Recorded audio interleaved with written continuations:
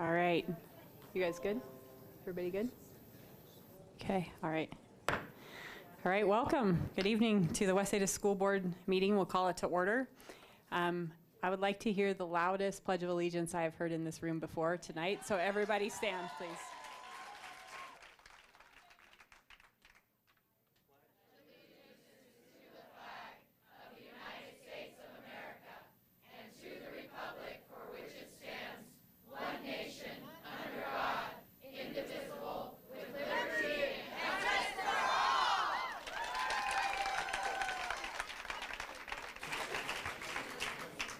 Troy, what I want to know is, was somebody messing with me? They put a comma after under God on this version.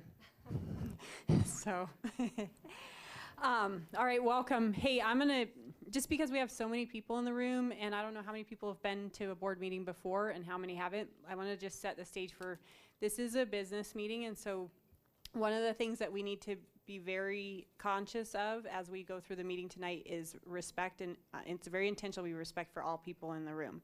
So what that means and how that looks from a behavior standpoint is that even though I appreciate the claps, and we all do, we really do need to not do that for the meeting portion. No boos, no, I mean both sides, right? No positive cheering, no negative cheering. We just keep it respectful and we run it like a business meeting. If we can keep it like that, we'll keep going. We'll do all the things that we need to do tonight and we'll be good to go and we'll get out of here. If we can't, then we'll have to adjust. But I appreciate and I think the board would like, and Dr. Bubb would thank you all for doing that for us right up front, and we appreciate you being here. So thank you very much for that. For the first item on our agenda, we have some fun stuff, which we're intentional about this year. We are not going to talk about COVID in all of our agendas this year. So first thing up, we have some spotlights around summer school, the athletic directors of the year, and leadership interns. And so I believe Rachel Edwards is going to give us a little spotlight on summer school. Or is it you, Mr. Mosier? You going to introduce it? All right, thank you. Madam Chair, trustees, Dr. Bubb, good evening. I do have the privilege to introduce the summer school leaders, and they will provide a brief synopsis of the three programs. First, we have Debbie A. Holt, who will talk about our kindergarten readiness program, and then following Mrs. A. Holt, we'll have Kristen Hayner talk about our middle school summer program, followed by Rachel Edwards sharing her thoughts and some different items on high school, summer school. And I believe Rachel has a student to share as well. Yep, that's right. So we'll just have them go in succession, and any follow-up, I know they will be ready to answer any questions that you might have. Great, thank you. I bet you guys have never had this big of an audience for summer school before, huh? This is great. Yeah. Madam Chair, trustees, Dr. Bubb. My name is Debbie A. Holt, and I am an administrator at Meridian Elementary, and I had the privilege of being the administrator for our kindergarten readiness program and our K-5 summer intervention program as well. We had over 309 getting ready for kindergarten students come and participate in our program. We've been doing this program for about 5 years. It continues to expand. The main focus for this program is parent education and how they can help get their child ready for kindergarten and the start of the year, just kind of starting that communication with parents. We had 10 staff members participate in this program. We offered it virtual. We also recorded lessons, so parents could access those at any time. And then we offered some live learning opportunities for small groups of kids as well. For our K-5 intervention program, we had 10 teachers helping us with that as well. We were specific in who we targeted. Principals from all the schools provided that information on students that could really use that extra boost in the summer. We kept data on that then we'll give to those principals and to those schools that they can use to help out with the school year. Debbie, do you want me to call you by your last, like Mrs.? Yeah, you can. Yeah. Is it, I'm gonna butcher it. It's Mrs. A. Holt. Mayholt, A-Holt, okay. Do you want to take questions now if the board has any questions? Sure. Okay. Do you guys have any questions? Trustee Ozuna. I do. How did the numbers look this year compared to years in the past? They were comparable. As far as the kindergarten readiness, they were about the same. We had opened it up to about 1,000, and the enrollment didn't have a limit to it. And then the K-5 summer school intervention, this was really the first year we ran it the way that we did. So I don't have numbers from previous years for that as much. Well, thank you for what you're doing. I know it's extremely important for those kids. Thank you. Thank you. Trustee Kloppenstein? Sorry, Ms. Ahold, he had it. Thank you very much. I was just curious. I noticed this is a bit on reading, and I was just wondering how the kids did this summer for reading. For the K-5? For the K-5, exactly. The reports that we received back from the staff and teachers that worked with these students was that there was quite a bit of maintenance as far as they didn't lose ground over the period.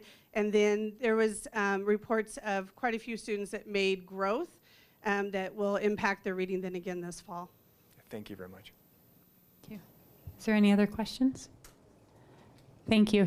You were trying to get out of there fast. I watched you try and run 3 or 4 times. I know the greatness that's behind me, and I just want to make sure that. Thank you. Welcome. Hello. Sorry. Oh, gosh. There we go. Madam Chair, trustees, and Dr. Bubb, I'm Kristen Hayner. I'm during this school year, I am an assistant principal at Meridian High School, but this summer I took on the task of being the administrator for the middle school session of summer school. And first and foremost, I just want to thank you for giving this opportunity to share some of the great celebrations that we had in summer school.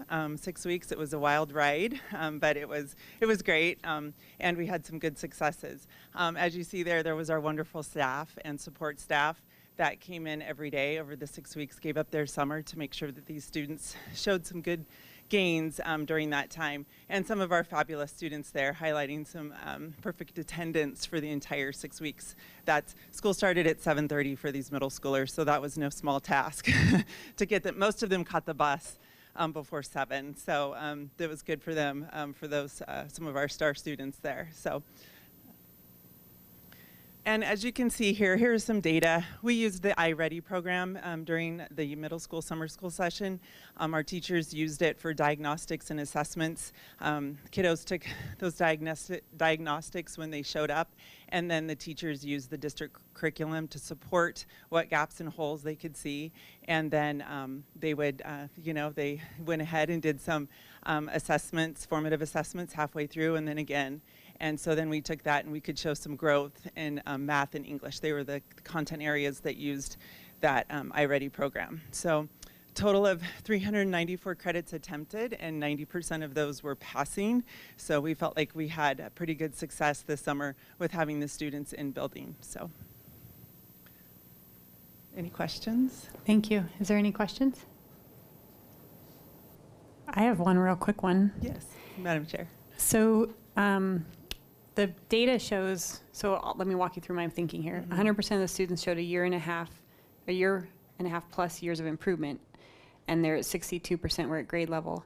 Does that mean, so how our summer school works is we can't quite get them all the way to grade level in one summer? We have to do it for their multiple summers. Is that how that works? Correct, because when they come in, when they take that first diagnostic, it will show the grade level. So maybe we have a 6th grader that's working at 3rd or 4th grade, and so while they didn't get to grade level, they showed a year's worth of growth. So they did show improvement and growth during that time. So essentially in that short amount of time, we get a whole year's worth of school, year and a half worth of school in some cases. Yes. Great, thank you. Yes. Any other questions? All right, thank you very much. Thank you. Welcome. Hello, Madam Chair, members of the board, Dr. Bubb. I'm Rachel Edwards. During the year, I'm the new administrator for Meridian Middle School, and this is my 5th year doing high school summer school with Angela Eddy, who we split high school summer school during the summer. We had 805 students this summer doing complete online summer school. Usually when we did it in person or when we did a hybrid different online last year, we had about 400 to 500. So that online really helped the flexibility for students. We had 31 students that did their senior project, which is awesome. We have all core requirements, all core subjects that are graduation requirements that we offer. Students were able to take up to 3 classes in 6 weeks.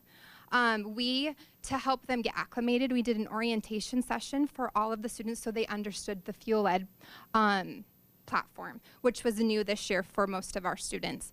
The flexibility of time, the office hours, every teacher gave office hours, so individual students were able to make appointments with their students to offer individual help. And then we offered in-person tutoring that they could sign up for and that we were able to help them.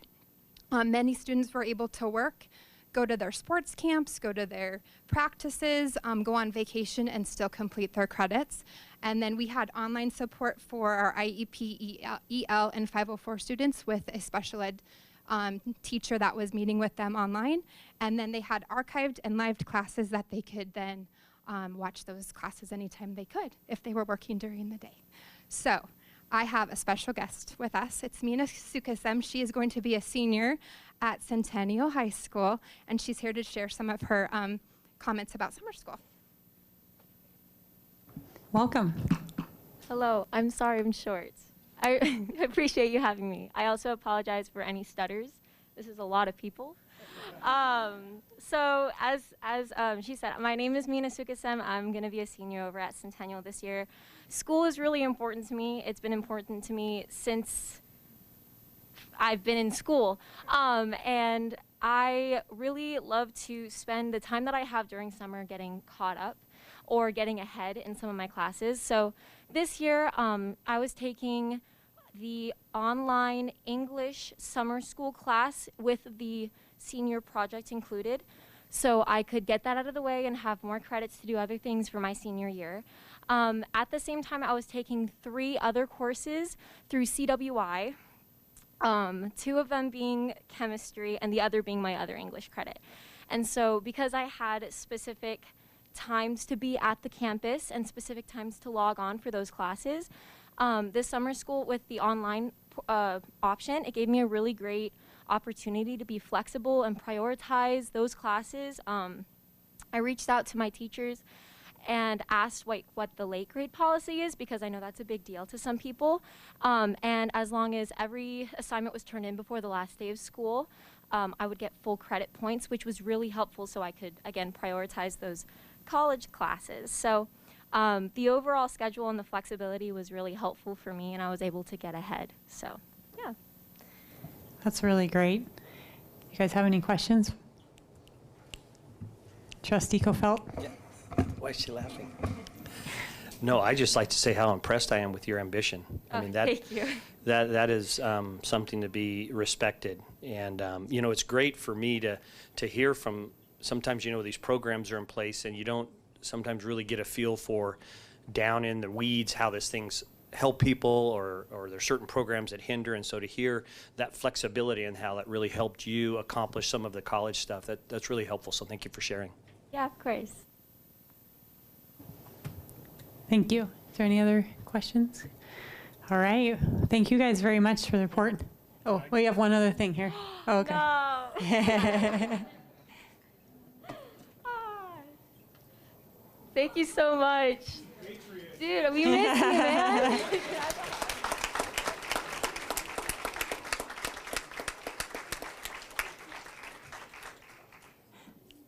You know, I think we're going to have to talk him out of being just a patriot here pretty soon. Once a patriot, always a patriot. Oh, man. You guys. I guess we're like we have a majority over here. I'm surrounded. So, all right. Hey, thank you guys very much. And also, while we're talking about this, it is definitely okay to clap for these folks. They do a lot of really hard work for us. So.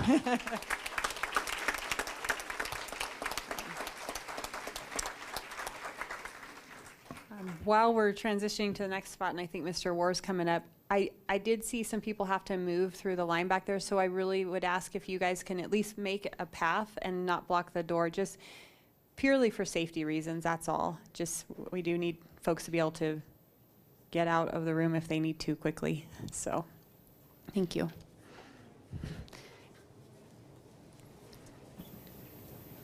Mr. War, welcome. Good evening, Madam Chair, members of the board, Dr. Bubb. Thank you for the opportunity to be here. You know, West State has always taken pride in our extracurricular programs. We feel they play such a vital role for our students. They provide opportunity, they keep them engaged. It's a great release of energy, and you know what, we want to be successful. To kind of show how successful we've been, last year, out of the 18 state championships that are awarded by the Idaho High School Activities Association, West Ada won 10 of them, and we're very proud of that. We won 5 academic state championships also. So great things happening, and the reason there's great things happening is we have great leaders. 2 weeks ago, the Idaho Athletic Administration Association had our annual meeting, and we recognized the Athletic Administrators of the Year. And for West Ada, we had 2 nominees, or 2 people that were recognized. Troy Rice is our athletic director at Rocky Mountain High School. This is his 25th year of education and his 14th year as an AD at Rocky Mountain. And Beth Holt, who is in her 32nd year of education and is their 3rd year at Eagle, are 2 of our leaders, and they would recognize. And I just wanted to be able to come here, and Dr. Bubb wanted to, and recognize the great things that these leaders are doing for our kids. So we want to tell them thank you and congratulations.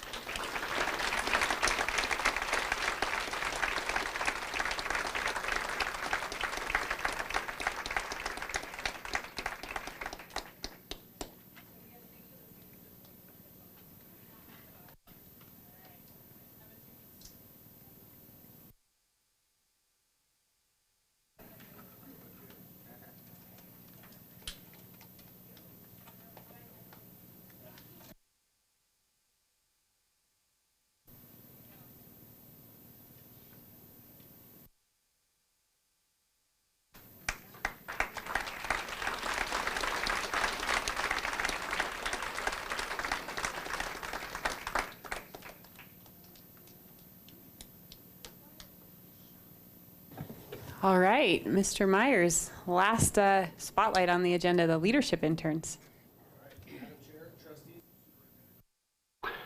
Thank you for the opportunity to introduce our newest leaders in West Ada, our elementary and secondary administrative interns. Before I introduce them to you and have them stand so you can put a name with their faces, I'd like to share some information about the intern program. The West Ada intern program is one branch of the West Ada Institute. The Institute focuses on increasing our leadership capacity through competency-based instruction for our leaders. Evidence and school improvement research informs us that high levels of learning for all students requires a highly effective school leader.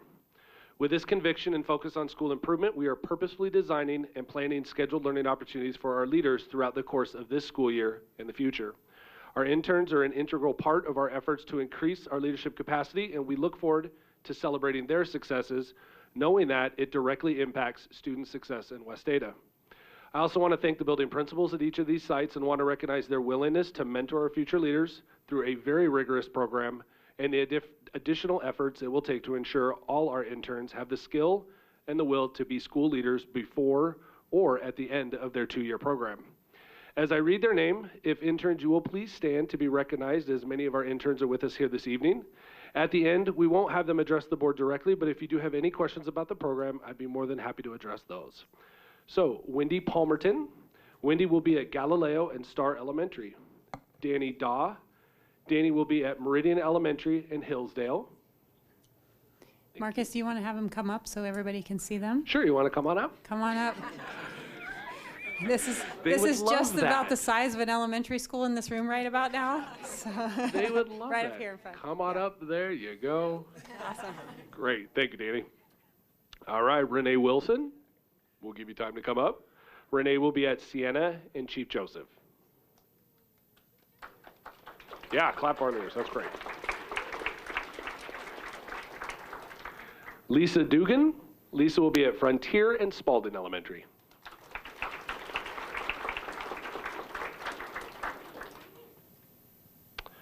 Chantel Bennett. Chantel is part of our new secondary intern program. This year, she will be at Pathways, Eagle Academy, Heritage, and Eagle throughout the course of the year quarterly. And then lastly, Matt Russo. Matt will be at Crossroads, Meridian Academy, Victory, and Owyhee. All right, to this team of leaders, thank you for the positive impact your leadership will have on learning. Welcome to West Ada, and welcome to leadership in West Ada. Thank you. Thank you. Yeah. Thank you all very much. And I think if I say it, I feel like we shouldn't call them interns. They're like almost like assistant principals already, right? They absolutely are. Thank you. All right. Well, those were some good spotlights. Thank you, Dr. Bubb. Next on our agenda is the consent agenda. So at this point, is there any items on the consent agenda or any changes that we need to make? Ed's happy on the trigger today. So with that, I would entertain any motions. Trustee Kloppenstein. Thank you very much. I would move that we approve the consent agenda as presented by administration. Thank you. Is there a second? Madam Chair, I'll second. Thank you. It's been moved by Trustee Kloppenstein and seconded by Trustee Buffy that we adopt the consent agenda as submitted. Is there any discussion? Seeing none, all those in favor, please say aye. Aye. Chair votes aye. Motion carries 5-0. I think we had a 6-0 in there. Hey, this seat's still open. Where are you? Oh man, actually that was awesome. All right. So the next items up our agenda, and just we are changing it up a little bit. I think Dr. Bubb and the board have had some conversations around how we run the meetings, and one of the things is that we want administration and board to feel like on the same team. So you'll see folks sitting up here with us. We're also not going to have as many people present directly at the podium. So when it's administration and one of the executive leaders, they're going to present from where they're at. So we've got some policies up tonight, and I believe a number of those leaders are sitting here with us. So it'll look a little different. I think the other thing I would mention now is we really have had a discussion around intentionally this board meeting will not be about COVID. We want to stay focused on education, and that's going to be intentional in our agendas this year. So we're trying as much as possible to do that. We ask for everybody's help with that. So, because that's going to require community effort to help us. So we appreciate the support up front. So with that, I would look, where's Mr. Stans? You get, and then I say all that, and then you're going to be at the podium. So Mr. Stans, come on up.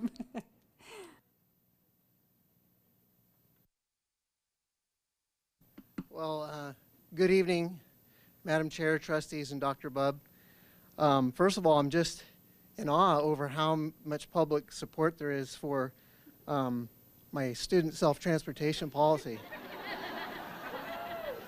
Little did I know when I made my I thought they were minuscule changes over a month ago. One of them did involve making a little more clear, some clarifications on skateboards. But here we are, and this is exciting. So I'm here for the third reading, and I'll entertain any questions that you might have. Is there any questions? I'm going to do that standard thing where I talk about kind of the process. So we actually put a policy in front of this board 3 times. So the first reading is the first reading. The board gives feedback. Usually it goes back and it gets adjusted based on that feedback. It comes back in for a second reading. And at that time, if there's any additional tweaking to the policy. And then the third reading, usually there isn't any questions because we've already seen it twice before that. So just with this one, it came to us on third reading. We've talked about it twice already. So just for kind of clarification on how the board operates. Is there any other comments, questions? Well, you got off easy. Just kidding. I know that. We've talked about this enough. So thank you, Mr. Stans. Thank you. Appreciate it.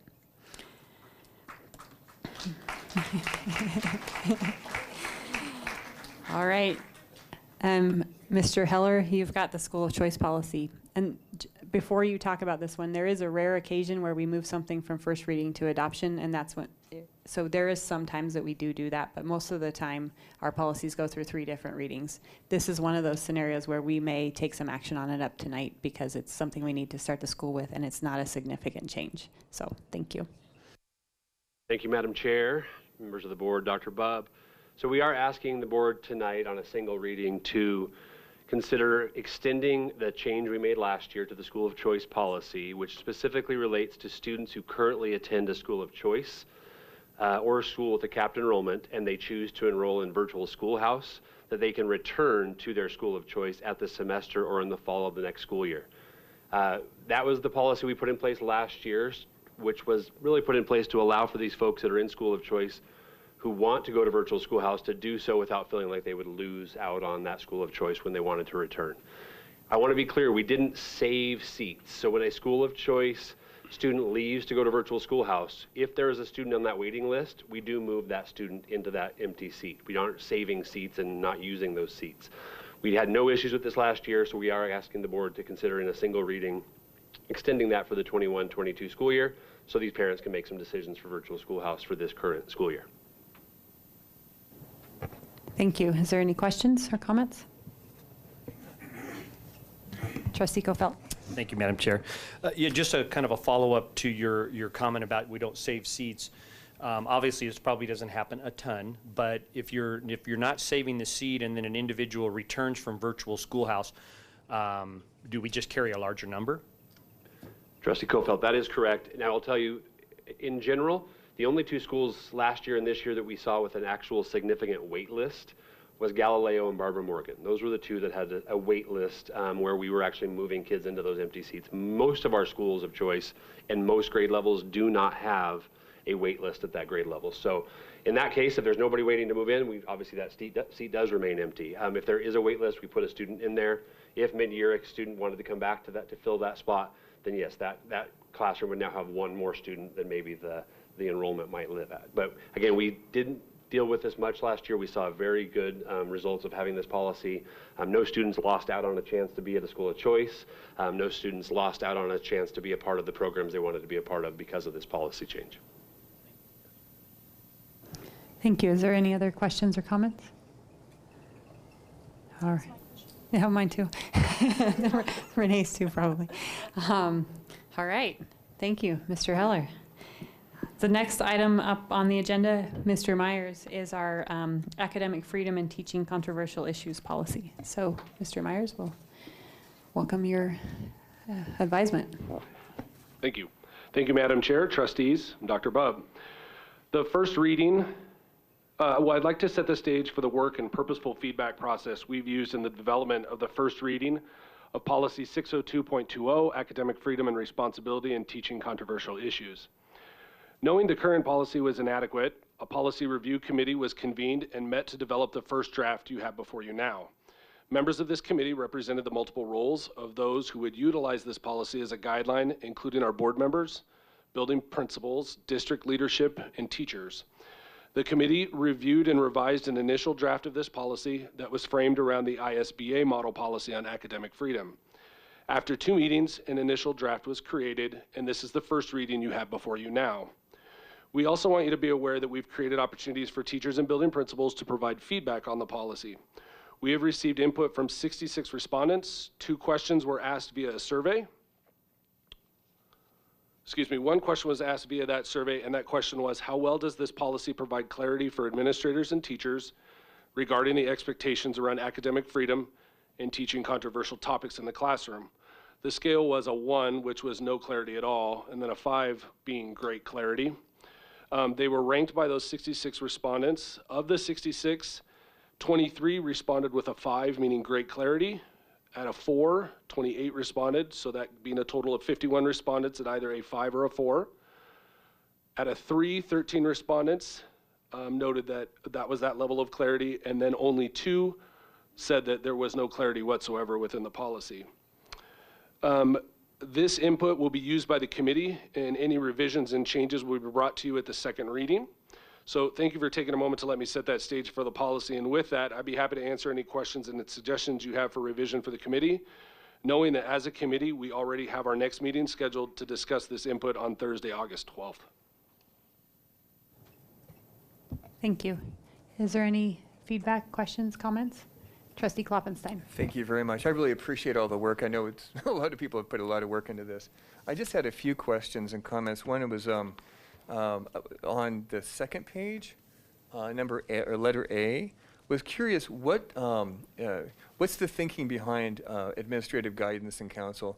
What are you looking at for that? And is that a principal position, or is that wider administration? What do you think in terms of that entry?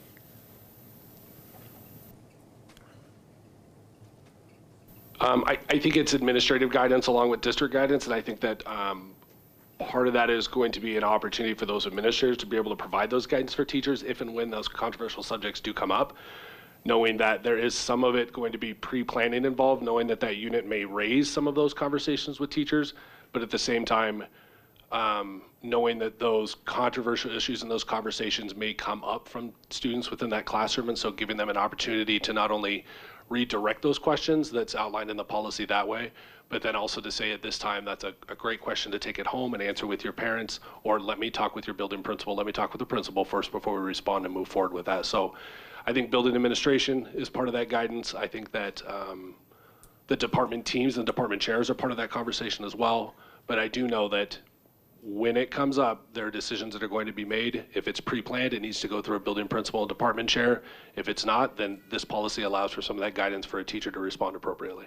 Do you think it would be wise to have a kind of an escalation? We have that in other policies, kind of an escalation of you know, building first, you know, administration second, that sort of thing? Oh, as far as if there's a grievance in regards to that? Sorry. Or it's just a question, say other teachers had a question about some other teacher, something like that. They'd be first go to whom, and then after that, in other words, kind of a process of who to actually address those grievances with. Absolutely. Trustee Klopp is saying we'd be more than happy to bring that up to the committee that way and talk about what that communication procedure might look like as far as guidance for teachers with that. Wonderful, thank you. Chair, I just had like 2 other questions, if that's okay. Yes. Okay, thank you very much. Was also curious on letter F, and then final section. We're basically talking about teachers. I was curious, what happens if, it was kind of a parent concern I was kind of relating, what happens if a child brings up something that's a controversial subject? I mean, how do you deal with that in this? So this is something that happens in classrooms.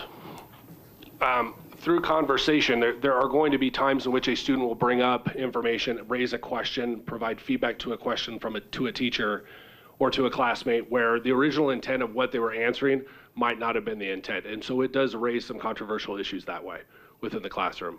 I think that teachers do this on an ongoing basis. I think they respond to students. I think the way in which we respond, we want to make sure that we're not inserting our values and beliefs into that, but we're allowing for that academic freedom and that discussion to take place, and we encourage that discussion to take place without presenting a necessary side to that and how that teacher believes or how our community believes. And then so students have an opportunity to share, respond, and drive that discussion. But we want to be really careful that at a point, we want to make sure that we provide guidance to the students to say, at this time, it sounds like the conversation is going away from the standard that we're learning and our learning outcome at this time. Sounds like that would be a great conversation to have at home. You could pause the discussion that way. And there are a number of tools a teacher can use to pause the discussion, have that conversation at home, make sure that we talk with, that teacher can say, I'm going to talk with our principal, or I'm going to talk with our vice principal, whatever that looks like, get some guidance, and we'll come back and have this discussion tomorrow with some clear guidelines around what that conversation looks like and how to respond that way. Teachers do this, though, and frame discussions with students. We call them, you know, guidelines with the discussion or banks of the river around those discussions, but very purposely teaching how we have discourse within the classroom, how we have those conversations and wanting to drive those academic conversations with students. But at the same time, it really is that teacher's role to guide that discussion and not necessarily drive that discussion in a certain direction. So would it be possible to say that professional standards are partly a part of this policy as well? Absolutely. Would it be wise to then reference professional standards at the footer? Chair, Trustee Klopfenstein, we'd be more than happy to bring that up to the committee. Awesome. Okay, great. That's all I had. Thank you. Thank you. Trustee Buffy? Thank you, Madam Chair. With regard to the necessity of seeking prior administrative guidance, I noticed that when it's referenced in A in the first section, it just says administrative guidance, but then when you look down at E in the second section, it talks about how teachers will collaborate and seek guidance and counsel from the building principal on such matters when practicable. I'm just a little worried that that causes some confusion, and so I just would like to request that the committee looks at that. Can I keep going? Okay. Yes, please continue. Okay. You guys are all so good and respectful. Let's see. Another note I have is for the second, so the C in the second section, it says it is not the teacher's role to provide or enforce the teacher's own personal beliefs or opinions or to require any child to alter their own existing beliefs or opinions. I would recommend that child be changed to student.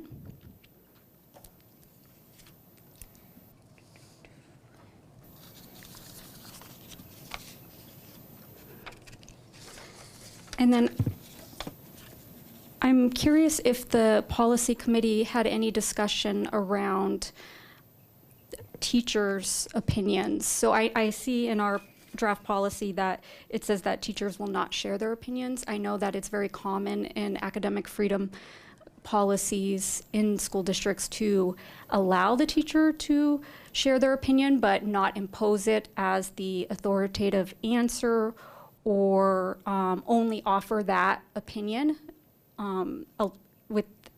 by itself, and then also to make it very clear that it's their opinion and not the districts or the institutes. So I was just wondering if there was any discussion around that.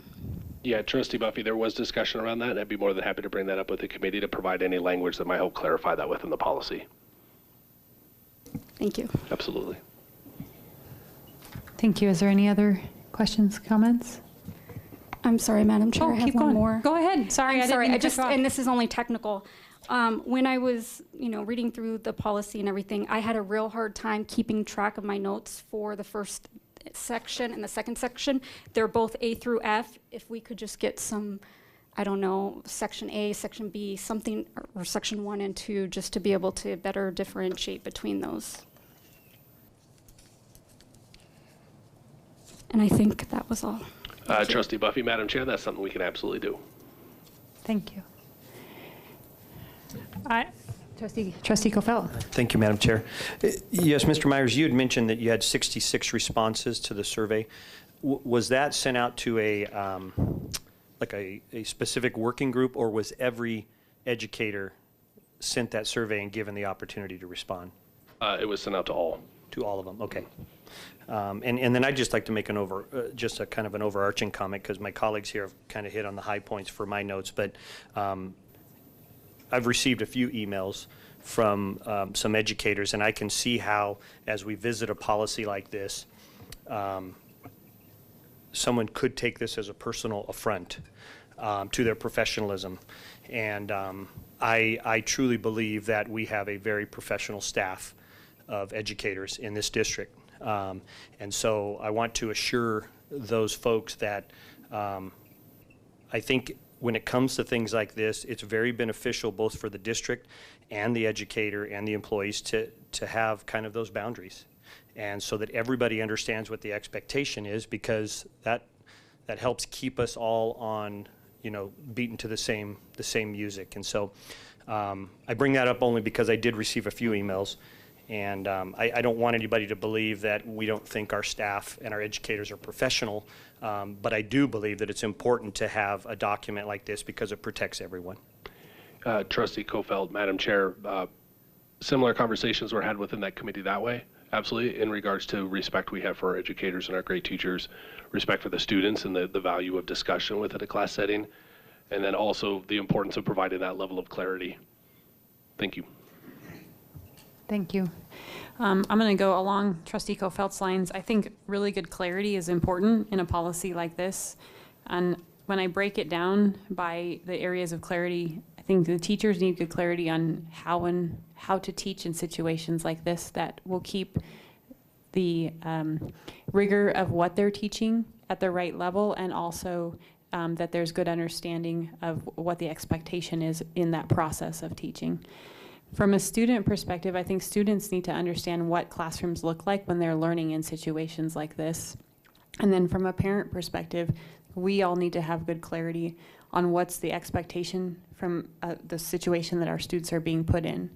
So with that, I think we're starting to get at a really good spot here, but I think we're still missing a couple things. And so I'd ask the committee to consider these things. What isn't in here today is something that helps parents understand what their role is and also what their opportunity is if something in this policy doesn't happen the way that they think it might or should have. So, and maybe that's a reference to another policy, and that's okay. We reference one in here right now. So if we have a policy like that, which I don't know if it's going straight to the grievance and appeals, or really, how do you go about if the policy doesn't appear to be being followed, what's the best course of action? Or if a student has a concern around something, where do they go first? What's the process, similar to what Trustee Kloppenstein said? And then I think we also need to be really clear about our objective with this policy. So I thought Trustee Buffy's question was really good around what is the, I think what I heard and kind of how the policy is written is that we want controversial subjects taught from all sides and all viewpoints, but with no undue influence or discrimination for the opinion that's developed out of a student through that teaching. Something along those lines. So I think it'd be really good for us to put an objective around what we're trying to accomplish for our students when we teach a controversial topic. And I don't know if I just classified it or not, but something that I think that committee could scope out really well. So we're all clear on why this policy is in place and what it's supposed to do for our kids when they're learning. And those are my 2 feedback items. Madam Chair, we'll absolutely take that back to the committee, both points that you made. You also raised another point in regards to making sure that our teachers are aware of what those expectations are within the policy once final. This week, academic leadership team and Dr. Barrett, we met, and he is meeting with his team and met with his team earlier today and yesterday in regards to what those training and professional development opportunities would look like before school starts in the month of September for primarily our science and social studies teachers that way. But again, making sure that all of our teachers are aware of how to respond, what that looks like based on policy. We added it to our required policy training list that we have as a district that includes a variety of policies that pertain directly to events and situations that could occur in a classroom, health, safety, and then instructionally that way. And so we've added it to that to ensure that there is a yearly training and update opportunity for our teachers to not only review that policy, but the procedures and how we enact this policy within our classrooms and within our buildings. And so providing that level of clarity for teachers, but also I appreciate your feedback in regards to what that purpose looks like and provide a level of clarity for our parents as well. Yeah, thank you. Thank you. All right. No, I'm just kidding. Now, Mr. Roberts, you're up with you're going to come up front. All right. The more, actually, this is a pretty complicated policy from what I could read. So, and just so I don't set Mr. Roberts up, I had actually sent him before the meeting and said, hey, I've read through this a couple times and there's a lot changing here. Can you just walk us through what's changing in Title IX so that we understand kind of, because there's a lot of changes that happened in this that required us to make some policy changes. So Mr. Roberts prepared a PowerPoint when I sent him that email after yesterday. So that's why nobody got to see it ahead of time, but that's my fault. So don't blame him, please. Thank you. Thank you, Madam Chair, Trustees, Dr. Bubb. Yeah, to that end, I do want to, first of all, we went through a similar process that Mr. Myers just explained, where we had a committee. I do want to thank Trustees Buffy and Kofelt, Brett Heller, Marcus Myers, and Jonathan Gillen for being on the committee to go through this. But before we start, Title IX is a federal law enacted in 1972. I want to give you a little bit of background so we know what that is, because most of the people that are my age only think it has to do with college athletes and female participation. It's expanded greatly. There were some new regulations that were issued last summer that have changed our requirements. So I just wanted to, this is very brief. This is also from the Association of Title IX Administrators, which we are a part of and receive training from. And in fact, tomorrow we're going to have 160 administrators have training on investigations from ATICSA here in our offices. So initially, this is Title IX. It's 37 words, okay? Basically, no person in the United States shall, on the basis of sex, be excluded from participation in, be denied the benefits of, or be subjected to discrimination under any educational program or activity receiving federal financial assistance. So 37 words, and just so you know that the regs that came out in last summer in August of 2020 are 15 pages of regs and 2,000 pages of explanation of those regs for a code that's 37 words. There's just short history. The regulatory process took 2 years. New regs were published in May, took effect August 14. I just said this for you. The regulations are complex and legalistic, and the procedures for resolution of complaints are substantially changed.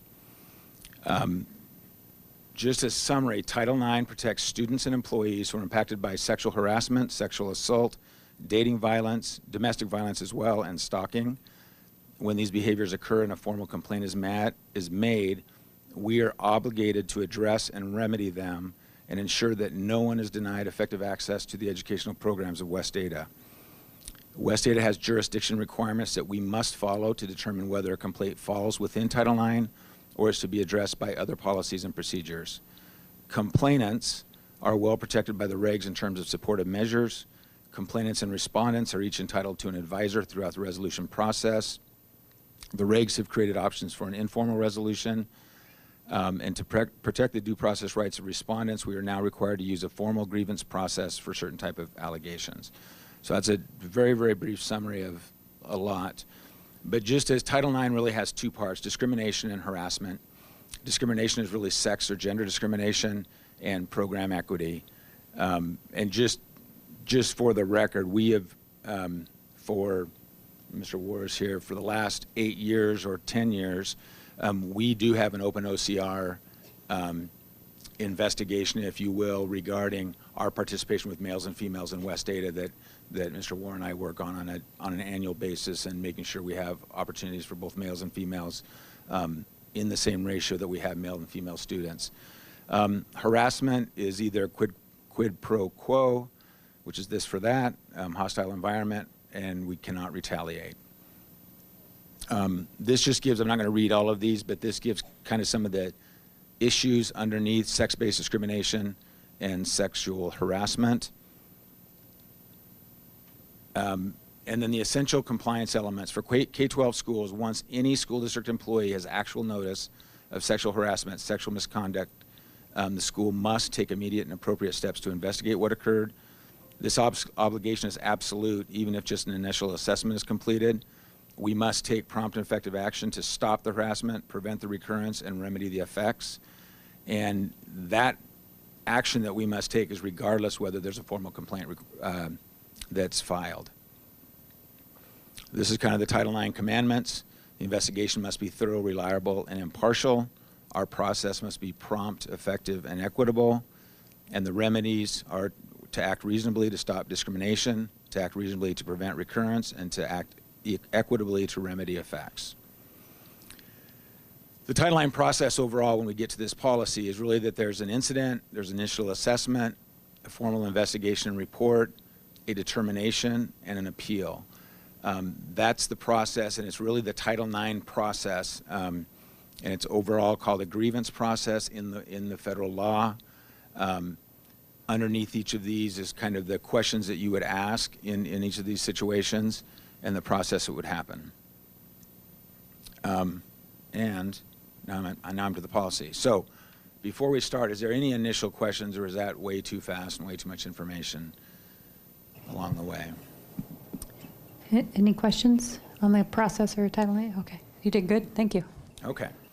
So the policy that we've taken, and we really, in developing a new policy, and our policy was written too long ago, and in developing the new policy, we looked at two different options. One is through the Association of Title IX Administrators, which we're a member of, and they provide, beyond training, they provide sample policies and procedures, notice forms, I mean, everything that we will do to put this in place.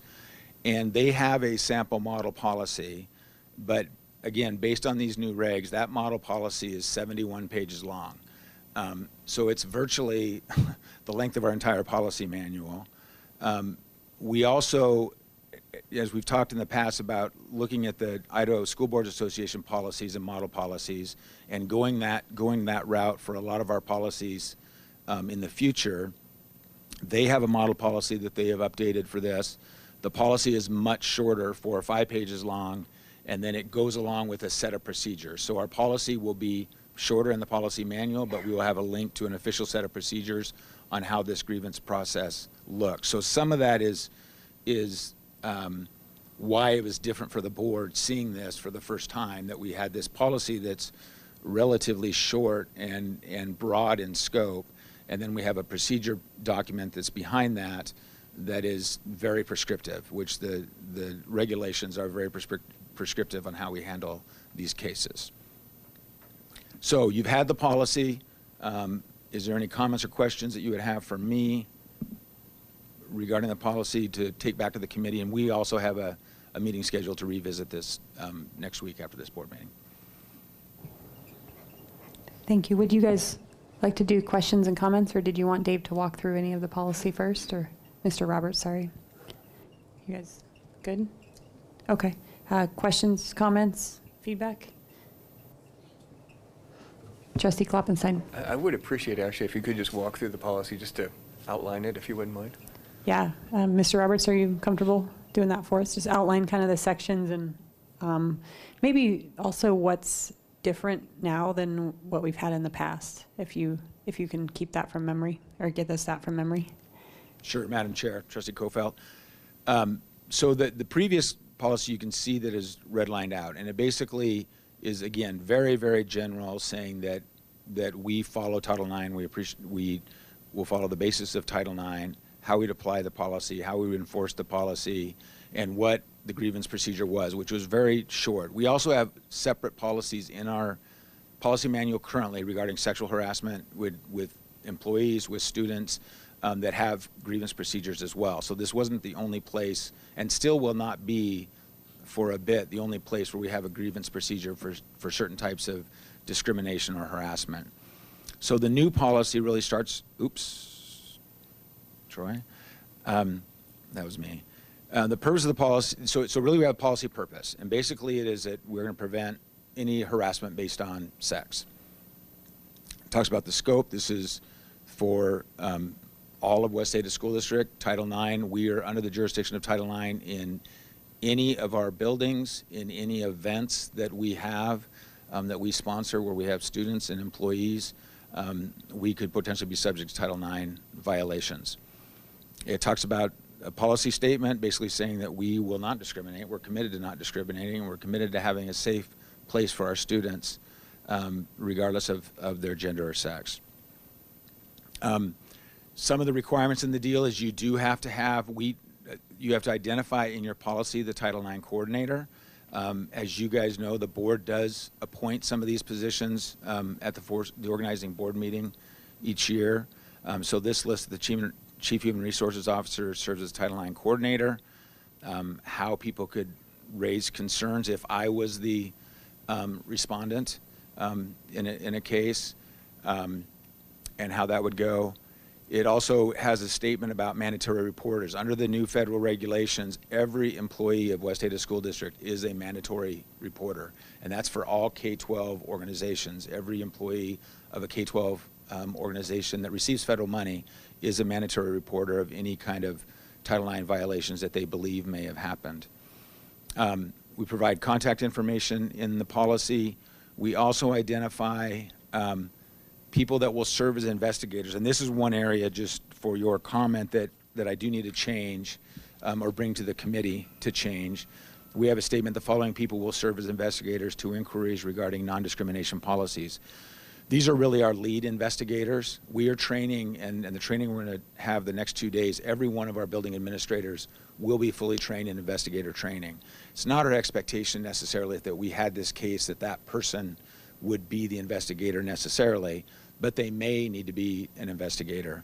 And these are the folks, Stacy Lowe in head of academics, Jason Warren athletics, Rhonda McDonough in English language learners, and Ramona Lee in special education will kind of be the lead investigations. And so I'm going to propose to the committee that we have some language that doesn't limit it to this 4, but it allows us to add another investigator if it is necessary. Mr. Roberts, can you, and I'm going to stop you on this one because this was a point I wanted to, since you talked us through it. Can you and Dr. Bubb, can you consider something on this? And it's more of an operational consideration, but those 4 folks are also leaders. Well, not Ms. Lowe, but the other 3 are leaders of those areas. And so in those situations, there is a potential for a conflict of interest. And so I'm wondering if there's some conversation around whether or not the lead investigator needs to be somebody who's not part of a leadership of those areas. So that's just a consideration to talk through. Yeah, Madam Chair, that's one of the reasons why I want to add language to not make this exclusive to those 4 in case we had some sort of conflict or bias in these areas. One of the concerns that I have, and the reason these people are here is, Stacy and Jason and I have already been through at least 2 or 3 ATIXA trainings already, and it is a lot to it. And so, but for sure, if there's a conflict, we'll remove, those people. And let me say, I'm not by any means, I think those are all very fair-minded, good folks who could do that. What I'm really worried about is from a systematic standpoint, just making sure that we have a good structure so that we don't put even very up above board folks in a situation where their integrity could be questioned. That's what I'm looking at more than, I think those are all very, very high integrity individuals. So, but sometimes the situation, the conflict of interest is just there. And so that's what I'm more concerned about. Yeah, Madam Chair, yes, we'll consider that. And I do want to explain one other thing about the process that is substantially different from previous Title IX rulings and Title IX processes. In the new regs, the investigators are merely investigators. They collect evidence, they do all the interviews, but they make no decision on whether there was a violation or not. There's an entire another layer that then is the decision maker of the case. And this is why in smaller school districts this gets to be very, very difficult on having enough people to serve in these roles. And our thoughts, and when we talk about in the procedures, that our thoughts are, we have our building principals that are closest to the ground and need to be trained in investigation, need to be aware of situations that could be Title IX, and may serve as investigators in certain, or co-investigators in certain cases.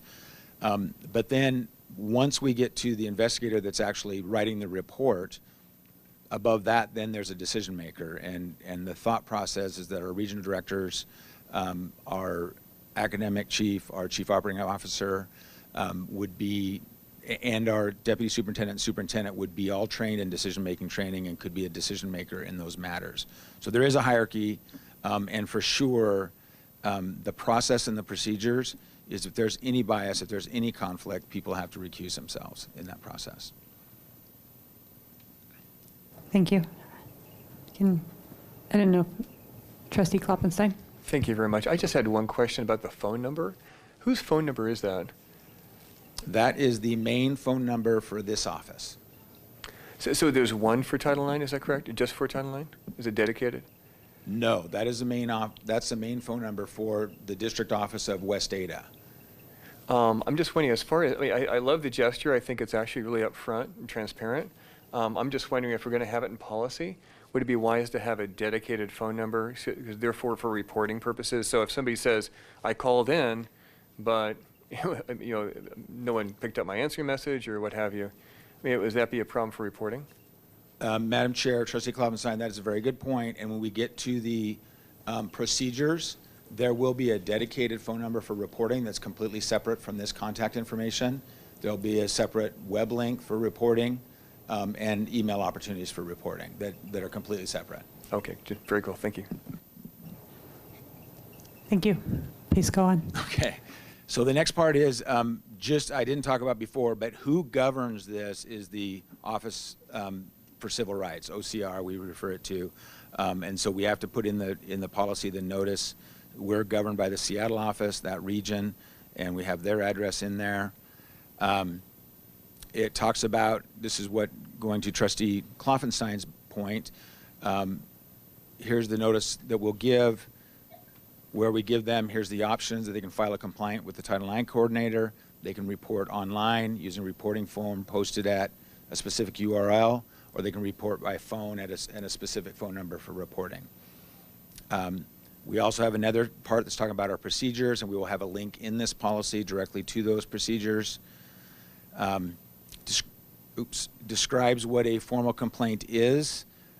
There's also language that if somebody improperly files a complaint, so it's not correct, it's the Title IX's coordinator's responsibility to make sure that complaint is filed properly and correct that and remedy that action. The last talks about a grievance process. When a formal complaint is made, then there's a formal grievance process that goes through. And that's the end of the policy. We did change our references specifically to the Title IX federal law and the regulations.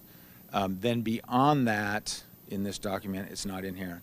So then beyond that, you had in your package the procedures that are about 22 pages long that are very prescriptive on how we follow this process.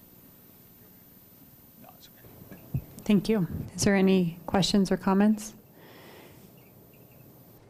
I have one real quick one, and it's actually probably not on this policy, but I do like how this policy handled the grievance process and the cross-reference to the other policies in our policy manual. So I think as the policy committee starting to get us to some standardization, would look to maybe see if we can standardize something along this path, or because this is really easy now to understand. What do I do, right? So I appreciate that. I always think I get to let go of that mic. Is there, okay, well, Trustee Buffy, go ahead. Thank you. I just wanted to thank the district and the policy committee for accommodating the board members' schedules. Mostly mine. Trustee Rusty is retired, but having them after business hours makes for really long days. So I appreciate that. So thank you. Thank you. All right. I'm just looking. Geez, you guys doing a good job. We are up to, oh wait, excuse me. Before we do that, we do have one person who wanted to testify on one of the policies. So I'm going to call up that name. I think it's Jimmy Gonzalez, and he wanted to testify on the academic freedom policy. Oh. Did I say it wrong? Okay, thank you. Well, welcome. Troy's going to reset the clock for you here for just a sec. And I think we only have one, but I'll just use this standard public testimony. You get 3 minutes. The board can't ask you questions or respond, and we appreciate you being here. Please state your name and how you are associated with West Ada, just for the record. So thank you. Can you hear me? I'm short too. I'm Jimmy Gonzalez. I am a teacher, and I'm also a mother of 5 that go to West Ada, or in the West Ada School District. I wanted to talk a little bit about the academic freedom and teaching controversial issues. I started reading a book recently by a lady named Isabel Wilkerson. She's an American journalist, and she's really great at analogies, and as an English teacher, I love analogies. So I wanted to kind of share one that I read from her in regards to kind of the fear behind like the social critical race theory and all of those things that are happening right now within education. And she made this really great analogy that when you go to the doctor, a doctor would never think of giving you a diagnosis, a treatment plan, anything like that before he knows your history, your family history, your ancestral history. And I think that if we think about teaching things that, you know, are not always great, right? Like they don't always have a happy ending. We are ignoring our history. We're ignoring the things that have happened that have gotten us to the point that they are.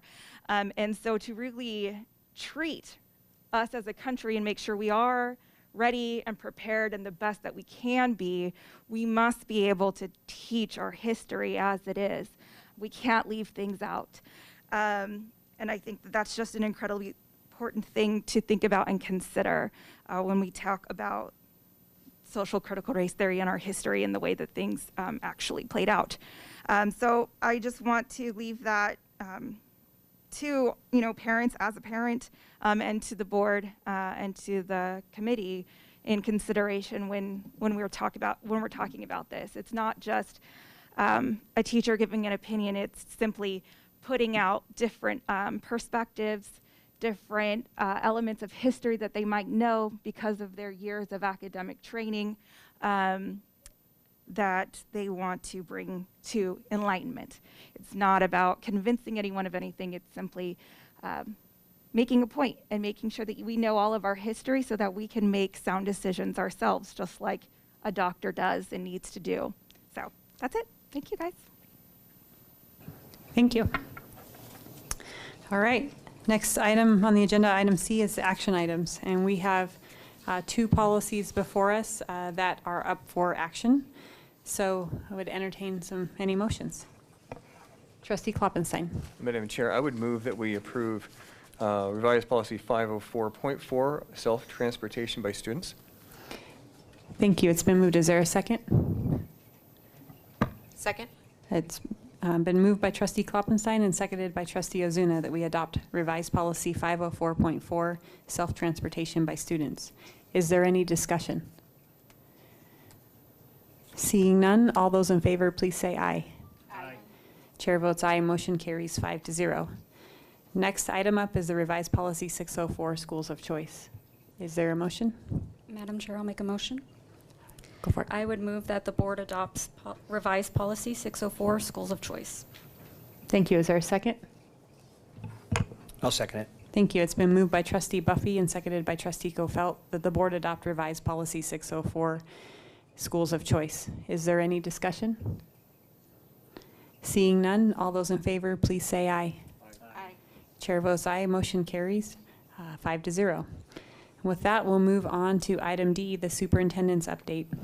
And just so I don't set Dr. Bubb up, we did ask, there's a lot of discussion around school operations as we move into getting closer to August 26th, which is our first day of school. We don't have any, do we have any modified this year? No, so everybody's on August 26th. So I asked Dr. Bubb to start in his superintendent update to update us on what that school operations looks like, kind of where we're at today, and start to create context around the information that we're all seeing and the data that we're looking at, just to keep us all on the same page and with all the same set of facts and information as we move forward. So with that, I turn it over to Dr. Bubb. Madam Chair, trustees, really the idea of the superintendent update came long before our COVID numbers started to rise and we started to see this stuff. We're going to take advantage of this opportunity to talk a little bit about COVID. It obviously has been the hot topic for all of us. This last week, I've had the opportunity to speak with hundreds of parents on both sides of the fence. And I'm going to tell you, one of the things that I love is I've been able to have conversations and we've been able to agree, we've been able to disagree, and we've been able to walk away and say, we know we all have best interests for kids.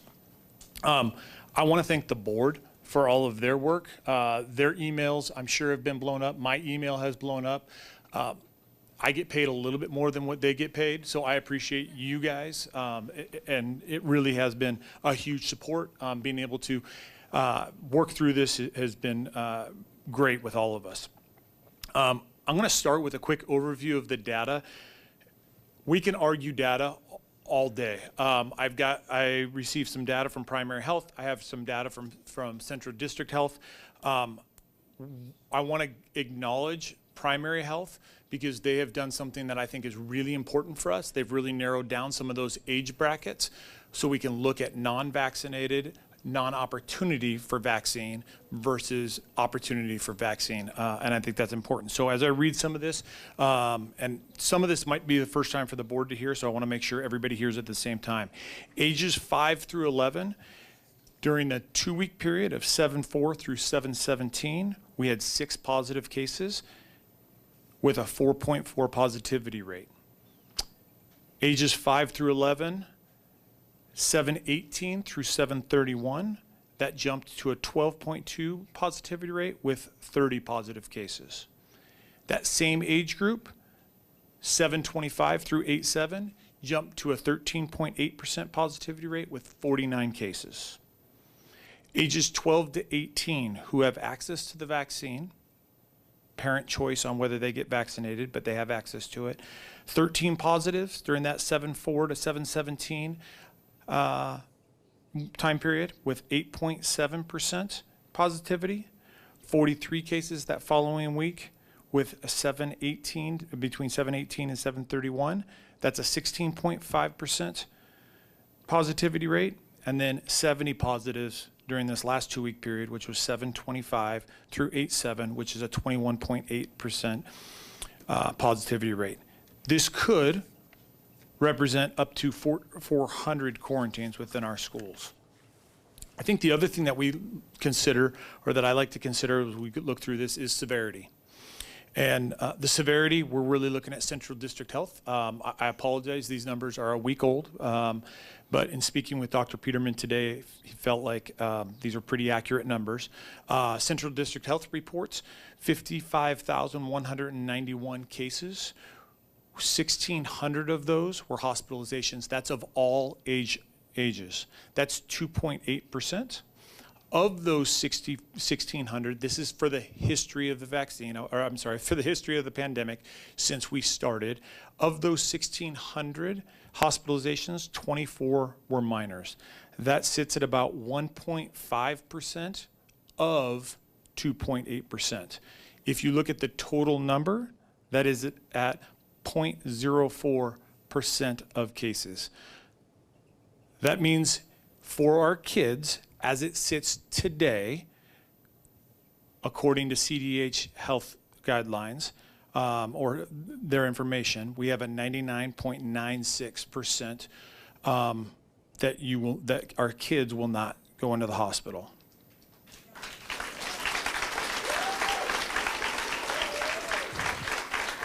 We are looking at data from Florida and Texas, where we've seen some rising cases and we've seen some additional hospitalizations. We're looking very closely at that. The other piece that I think is really important is looking at how many of our minors are being hospitalized in our mental health institutions. And we look at as we look at their social emotional health, that's really important to us. I need to make this clear to everybody. Our number one goal, I think we agree as a board that our number one goal, and our district administration agrees, number one priority is for our students to be in school 5 days a week. We support our parents' right to choose the protections that they want. When these two items conflict, though, we need support. And these two items may conflict. If we are quarantining kids at an outstanding number, we need to really look at that. That doesn't make sense to be able to quarantine kids. We want to be able to look at that. I will tell you this.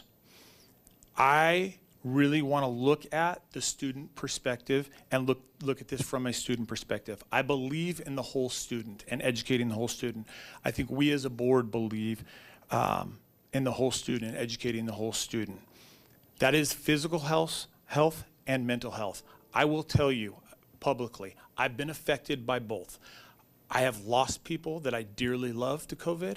I have lost people that I dearly love due to mental health. I have been through both sides. I care deeply about both sides. In our community, we're battling this same issue. We are battling physical health versus economic health. And we're seeing that maybe sometimes economic health is prevailing, where we're keeping things open and we're allowing things to continue. I will speak, this is really from my heart. I just came out of a building. I know the impact that this has on some of our kids on both sides. I'm asking all of us, anybody that's listening, whether it be online or in person, to respect everybody's opportunity to choose, and we're going to love each other and we're going to work with the kids regardless of whether they wear a mask or not. I don't want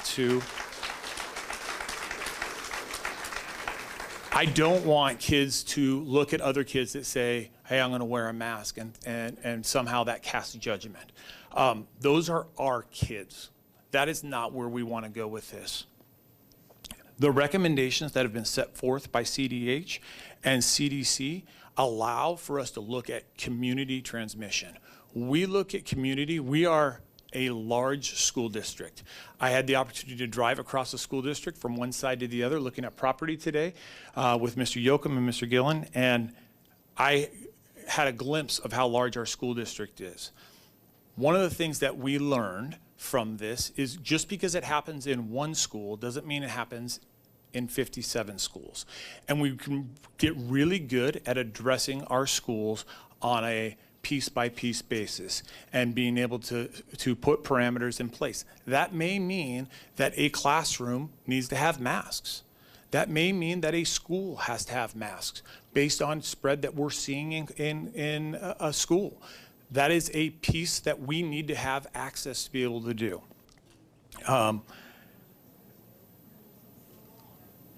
At this time, we highly recommend our kids to have masks. We encourage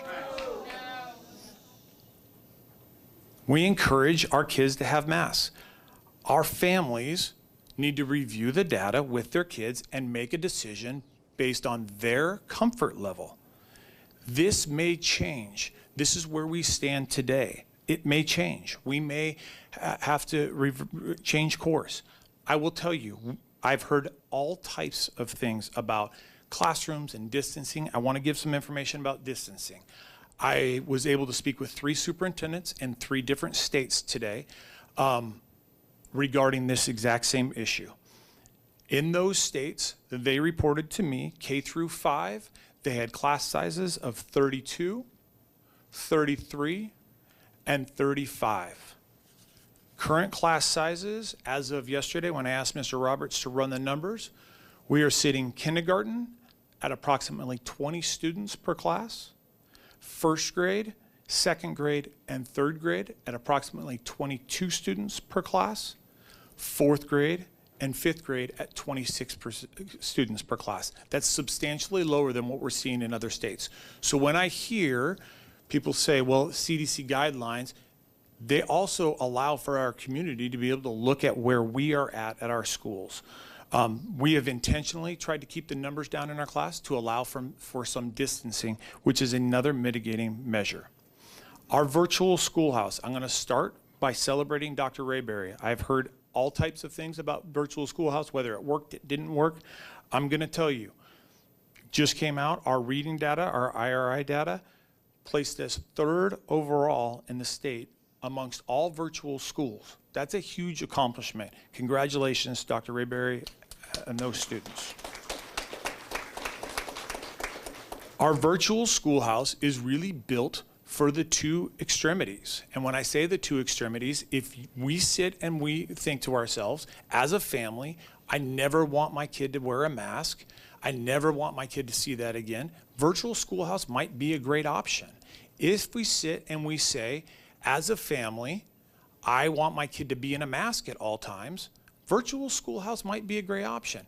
If we sit and we say, hey, we can work, we understand that we're going to try to stay, we prefer to stay out of masks, but we understand there might be situations in which we would call for that, I would appreciate that flexibility. That's what I'm asking for tonight. Through my conversations with parents, I have realized that there may be this idea that we may need this 3rd model. And I want to walk through what that third model might look like. We will be sending out communication tomorrow. As I've met with some of these parents, I have heard things like, hey, I would love to put my kid in virtual schoolhouse, but I have a 2nd grader. My husband and I both work, and I can't leave my 2nd grader at home. I'm going to respect that idea. So we're going to look at this 3rd model, and we're going to send out a survey tomorrow, because I don't know what those numbers look like. We're going to send out a survey tomorrow that asks parents that if you're interested in this 3rd model, which really would be a virtual schoolhouse platform in a mask-mandated classroom where somebody is there to supervise kids, but you want to drop your kid off, it probably will not be at their home school. If you're interested in that, that is a 3rd option for some of our parents. We're giving as many options as we can possibly give. Additionally, Friday, our principals are being asked to send out information or another survey. You're going to get surveyed to death. I apologize. Another survey to our parents asking if they would like extra accommodations or extra mitigating measures within their for their child. Some of those things could be, they could ask our teachers in K through 6, hey, can you help out? Can you make sure, I would prefer my kid wear a mask. Can you make sure he's wearing a mask? We can help out with that. We can pod students with masks. We can pod students independently in a classroom. During class transitions, we can hold students back and give them alternate transition times if that's a concern. We can give designated eating locations. So this is where it gets to my heart. I'm just gonna tell you. This is my concern. We're asking for parent choice, we're giving parent choice. If a parent chooses that, let's allow them to have that choice too. Everybody needs to have their choice. And if we give everybody that choice, we will get through this together, arm in arm. That's my last statement. I ask that we come together on this and not be divisive. And if people want to choose one way or the other, let's allow them to choose. If parents say, hey, I'm really concerned, but I want my kid to be in person and they're going to be in a mask, let's allow them to be in a mask. If they say, we want my kid to be potted with other kids that are in masks in a separate area in the classroom, let's allow those kids to do that. Let me make it clear. If they want to be, if they don't, at this time, we are recommending masks. We are not requiring masks. If parents are asking for masks, we are going to try to accommodate that as much as possible for those parents and those children. So I apologize, you guys, for this portion of the board. It's just the superintendent's update. And I know there's a lot of questions. Please, I will tell you, Dr. Bubbs talked to me probably every night, and he's told me about the number of parents he's called, and it's in over the hundreds. So, and frankly, we've got 40,000 students and 100,000 parents. He can't answer all of them. But I think if we start to send in some, and we see some commonalities, we'll try and answer every question and look at every scenario. I think that's what he's saying. So I appreciate your respect. I appreciate your time and listening. And I also really appreciate the fact that Dr. Bubbs, we're having a conversation, right? And that's a good thing. We're talking about it now, we're looking at the data, and we're all getting aligned on where we're gonna go. We still have 3 weeks till school starts. So, cross our fingers, everything goes in the right direction, and we ask for all the support in that as well. So we're not even, the board's not even asking questions of him. So I want to make sure that's clear. It's just a statement and update. That's what the superintendent update's for. So with that, I want to make sure you got to finish. Yeah, I would just close with, I ask that we can all be together on this. I ask that everybody can join together. I think if you really look at this, parents are getting a great choice in this at this time. We're trying to provide options for everybody. And if we can work together on this as Idahoans, and we can say, hey, we're going to get through this. The last thing I want to do is see our kids go through another tumultuous year the way we have in the past. We want to make this a smooth year. We want our kids to learn ultimately, and we want our kids in school 5 days a week. Thank you. All right. With that, that's the longest superintendent update I've ever been through. Holy cow. No, I'm just kidding. Sometimes the situation calls for it. With that, we are on to item E of our agenda, which is the future agenda items. And this is a section where we talk about if there are some things on the agenda that trustees would like to see, we make sure we get forward. We would like to hear some now. We always have it at this point, so. Anything? I'm going to give you guys one that I think we're going to have to talk about here in September or October. As the legislature is going through the redistricting process, we are also going through a look at the populations by zone. And we have contracted, which is common, and School Boards Association has, I think all districts do this, or many of them, contracted for a review of the data and a look at the boundary lines, and so they will recommend to us what the boundary lines will look like based on those redistricting numbers.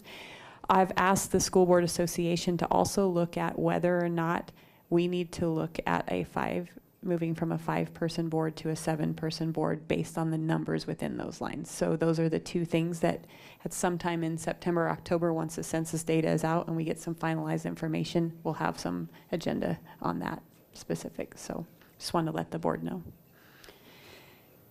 And with that, we'll go to item F, which is a motion to move us into executive session. And I would entertain a motion and just remind everybody this is a roll call vote.